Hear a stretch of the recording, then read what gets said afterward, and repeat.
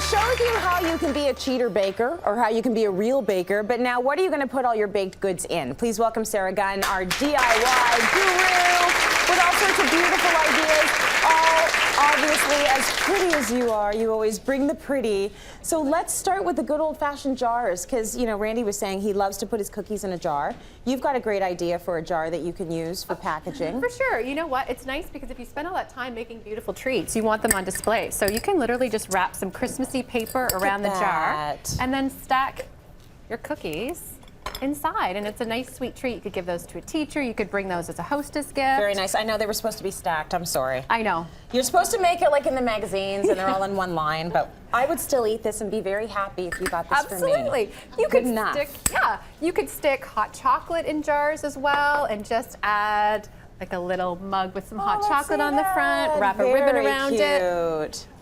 But I think, love that. Isn't that cute? But I think my favorite is this guy. It's a little snowman jar, and you could put jam, preserves, anything in here. Maybe those things that aren't quite so pretty. Yeah. And honestly, double-sided tape's my new favorite thing in the entire world. That's what you use? Double-sided tape, and you literally just wrap the yarn all the way around pretty snugly. Not even glue. No glue. That's no hot glue. fabulous. It is. It's great. And then, you know, you can embellish it with a little scarf made of felt, add some buttons with a glue gun for the buttons, and you're done. That is amazing. So easy. Very nice. And the nice. Okay, so jars. Jars are done. Jars are done. Now bags, okay. Bags are real super easy. This is what I was gonna say. If you're not crafty, all these people that tweet me all the time, I can't make that, I can't. You can do the bags, right? And you can get everything in one place. Most of this stuff's from Michael's. You can get the bags in different sizes, different colors. This one right here is wrapped in duct tape.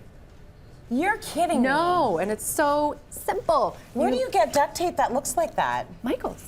Little penguin duct tape? Yeah, honestly, it comes in everything from penguins to One Direction, and I'm not even joking. Really? One Direction duct tape? I'm not even kidding. And so the sheets don't have as many patterns to them, but you just peel the sheet off.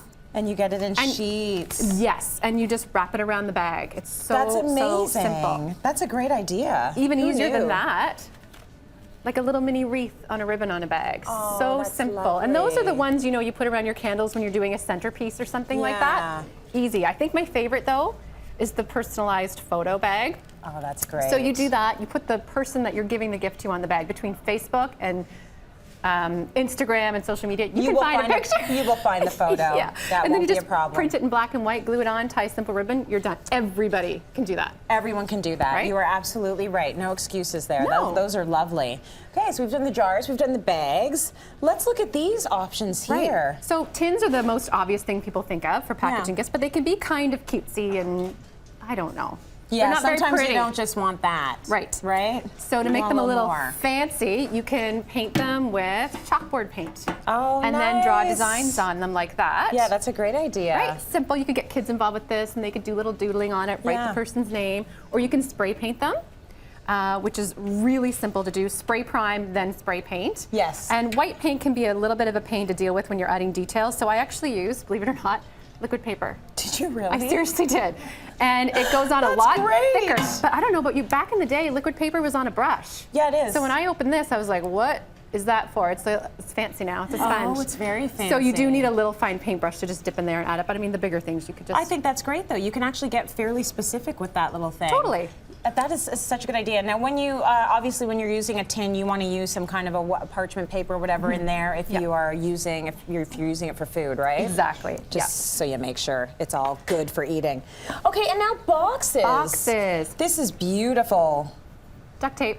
You're kidding me. I'm totally serious. That is I know, so isn't that so pretty? Herringbone duct tape. Herringbone duct tape, and you wrap it, you overlap the layers so the pattern's consistent, That's tie a bow around it. awesome. And the nice thing about the duct tape is it makes the box a little bit more sturdy as well. Oh, so if you're true. putting something heavier in there, it really helps. That is smart.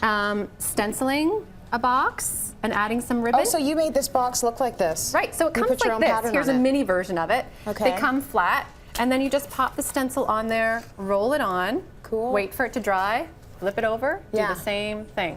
Very smart. Put it together. And then you did some really nice ribbons on it too, though. I kind of like ribbon a little bit. Yeah, I do when it noticed. comes to Christmas. A little bit. And there's It looks one great. for the kids in front there too. If you're having a party, let's say the kids are making cookies, they're making cupcakes, they could each make their own little Rudolph box. That's so cool. And you just use the pipe cleaner. It's not attached at all, it's just tucked underneath. You know, bend it, make antlers, add a little sparkly nose, felt ears. Yeah. It's so cute. That is adorable. And finally, For teachers, this. it's like a little lunchbox. Oh, that's so smart. Yeah. That's a great idea. Look at this. It's, So you got yeah, that going it's just on. stencil, a little ribbon for a handle, and you're done. Lovely. All right. Thank you so much for that, Sarah Gunn. Great ideas. Let's go to break. We've got one coming up.